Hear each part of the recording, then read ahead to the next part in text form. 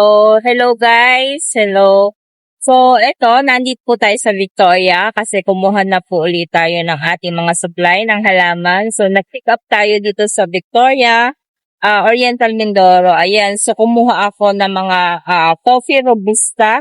Ayan, ang ating mga coffee robusta. Ayan. Tapos binigyan tayo ng isang thing na coffee na barako. So, meron rin tayo na budded na mga kalamansi. Ito, mga budded na kalamansi.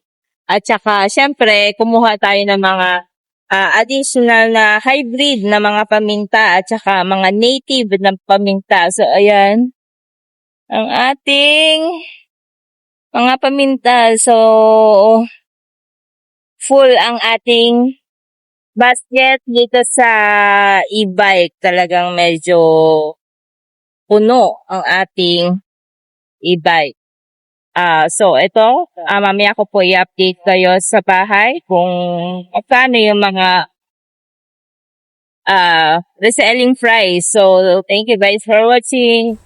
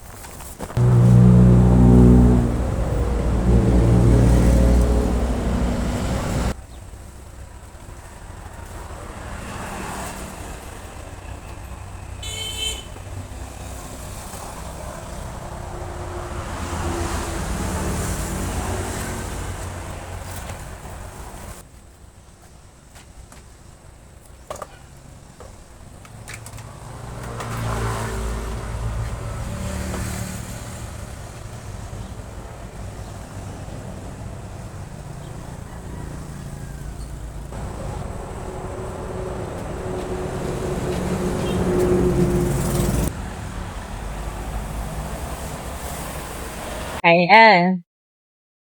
So, ito guys, yung mga bago nating dating na supply dito sa ating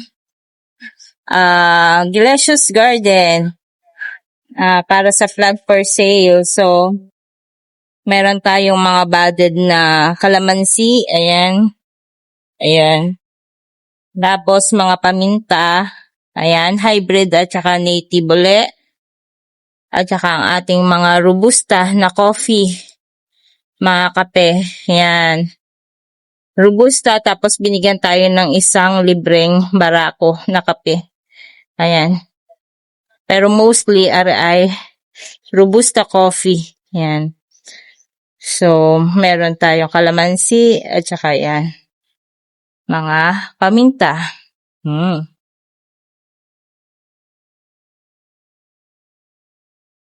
So, ayan, kadarating ko lang po sa bahay at ito yung mga kinuha nating mga supply. Ayan, so yan, 2 bag na yan at saka isang tray. So, ayan, abangan nyo na lang po yung mga post ko para sa pricing ng ating mga retail price, ng ating mga paminta, mga puno ng kape, robusta po, mostly. Kasi yung barako ay, sa akin na lang yan kasi free yun at wala daw silang available. Ayan. So, ang sunod po natin tatargetin na hanapin na supplier ay ang puno ng rimas. Yan. Yung puno ng rimas, yung seedling, ang sakong hahanapin sa mga susunod na panahon. Pag meron na akong rimas, so, ayan. Masarap kasi yon pang merienda at nagagawa po siyang chips.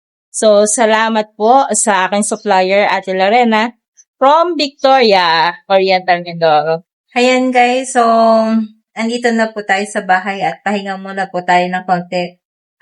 Gusto ko nga po pala mag-thank you doon sa sumalubong sa aking sa Barsinaga na bumili ng iba kong mga daladalang paminta at saka kalamansi.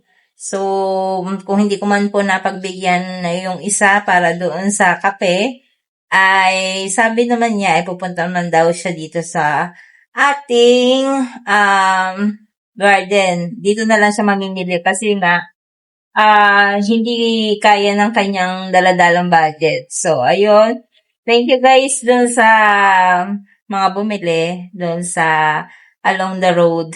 Kasi habang pauwi ako galing Victoria, ay nakapag-drop by ako sa Barcinaga para bumili ng ulam namin. So, hindi ko naman sinasadya na